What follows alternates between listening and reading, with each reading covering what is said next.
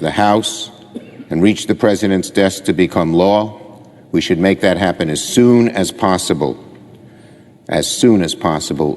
even tonight if we can.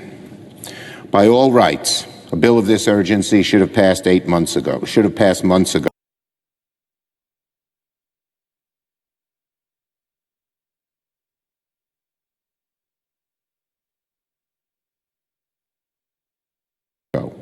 The country needed it. But we all know what happened. The Republican majority caused more than 8 months of delay and gridlock.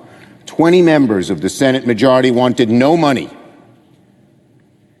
And when the Republican leader simply forgets, for months he said, let's examine the crisis. Let's put it on pause, while Democrats were demanding more action. And then when he produced legislation, it didn't have what was needed and had poison pills, a provision that would give all corporations, no matter how egregious their behavior, immunity,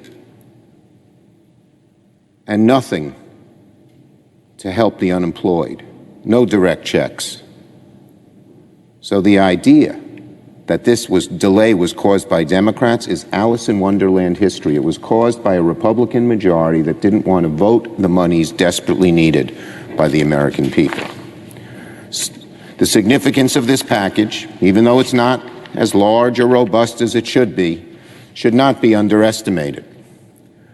We will deliver the second largest federal stimulus in our nation's history. Only the CARES Act will have been bigger. Only the CARES Act, which I was proud to negotiate with Secretary Mnuchin. In size and scope, this bill will exceed the Recovery Act passed in the aftermath of the financial crisis. And once this federal relief bill is signed into law, Congress will have allocated well over $3 trillion in relief this year alone. And that is a historic figure to match a historic crisis. It will give the new president a boost, a head start as he prepares to right our ailing economy.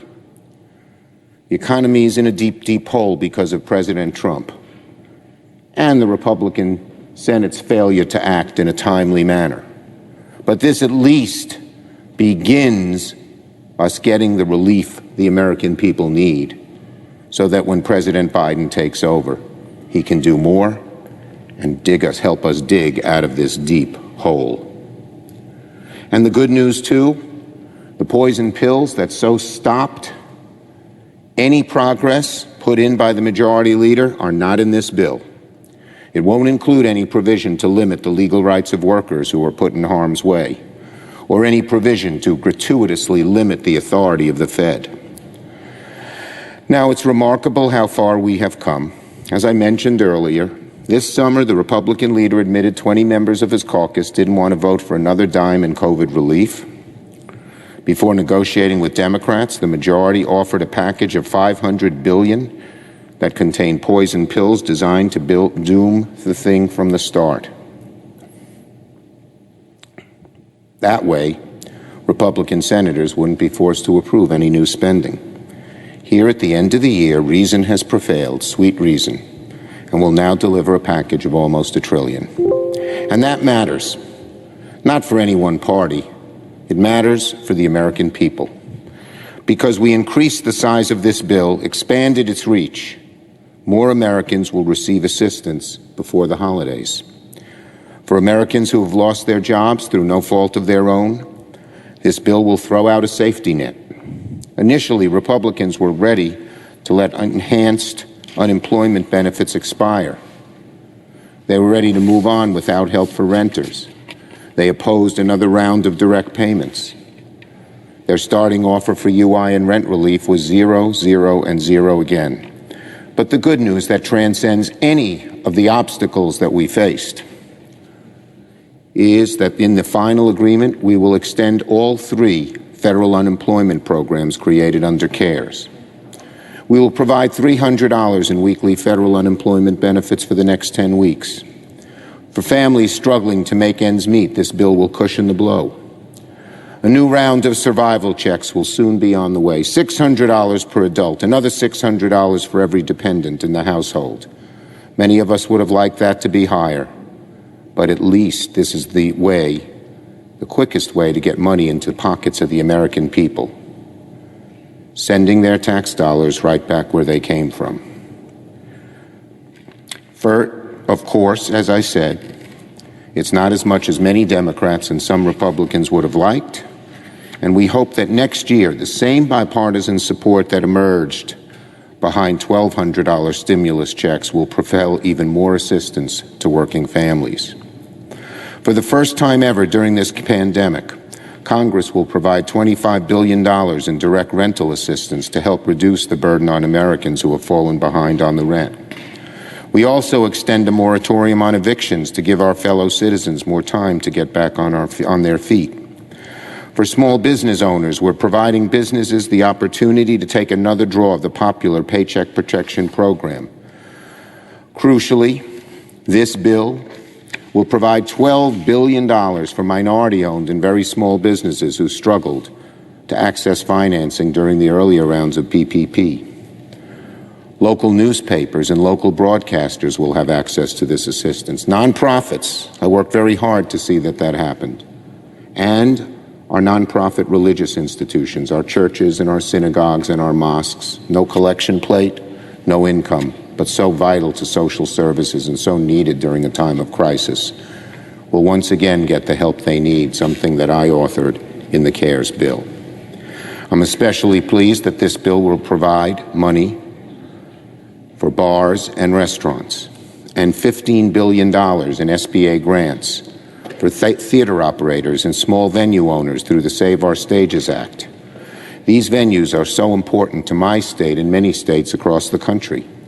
They're the lifeblood of our communities. They were first to close and will be the last to open. The bill gives them a fighting chance. And of course, today's agreement will give a major boost to our battle against the disease itself. There will be more than $30 billion to support the procurement and distribution of the coronavirus vaccine, ensuring it's free and rapidly distributed to everyone. Today's agreement includes this and all more: support for child care, food assistance, agricultural relief, the Postal Service, and funding to help families gain access to broadband. So, the American people have a great deal to celebrate in this legislation, but of course the agreement we reached is far from perfect. It leaves out state and local assistance, direct state and local assistance. Despite desperate pleas from governors, mayors, economists across the spectrum, Republicans stubbornly refuse to provide direct aid to state and local governments. Over 1 million employees, public employees, have already lost their jobs. It doesn't matter if you're working for a small business and get laid off, or if you're working for a government and laid off. You still need to feed your family. So why is there such a difference on this side of the aisle between these same people, flesh and blood? Because one works for a government, they don't get help. Because one works for a small business, they do. Both should get help. State revenues, of course, are significantly down across the country, in states red and blue. The continued opposition to state and local funding from Republicans remains deeply irresponsible. It will force states to make painful decisions to cut jobs, potentially raise taxes on working families. And it will hurt the economy of the entire country as millions more of government workers are laid off at a time when we're struggling to recover, hurting us all. Still, Democrats refuse to let state and local governments be completely left behind. Today's agreement does include aid for specific state-level expenses: $82 billion for education funding, $27 billion in payments for testing and state health care programs, $45 billion for transit systems. I'm very proud of the fact that New York's MTA will receive the money it needs to keep going. It is so vital to our city's economy, and something I worked very hard for. Make no mistake, these funding sources are not a replacement for direct aid to state and local governments, and we Democrats will continue to fight for those in the new year. But in this case, a rose by any other name smells not quite as sweet but at least it brings some relief. State and local governments will receive assistance in a number of different ways. Now, when this chamber gavels back in 2021, we must pick up where we just left off. We've given the administration a vital head start, but make no mistake about it, our economy is in a deep, deep, deep hole, in part because of the Trump administration's lack of policy in fighting the coronavirus. Now we will have to help them. This is a good start, but a lot more needs to be done. We must continue to protect people's jobs, whether they work for a company or a local government. We must do so much more. And we got to start building, stimulating our economy so it gets out of the hole with things like infrastructure and wiring every home with broadband and improving our healthcare and education systems and so much more. So much more. So let me be very, very clear about one thing. Once this deal is signed into law, it cannot be the final word on congressional relief. There is more to do in the new year with a new administration that has a much more favorable attitude towards giving the American people the help they need. The bipartisan agreement is simply a down payment. It will establish a floor, not a ceiling, for coronavirus relief in 2021. Mr. President, over the course of this challenging year, tens of millions of Americans have been pushed close to the breaking point. They've lost their jobs. They've lost their homes. Many can't feed their families. Many have lost neighbors, colleagues, friends, and family to this vicious, vicious disease. They have such great pain. Pain we can only distantly empathize with because it hasn't happened directly to us here. As the pandemic enters its worst phase, we will continue to be isolated from one another. But behind closed doors, desperation mounts for millions and millions of our fellow Americans. This bill is for them, to carry them to a brighter day. I yield the floor.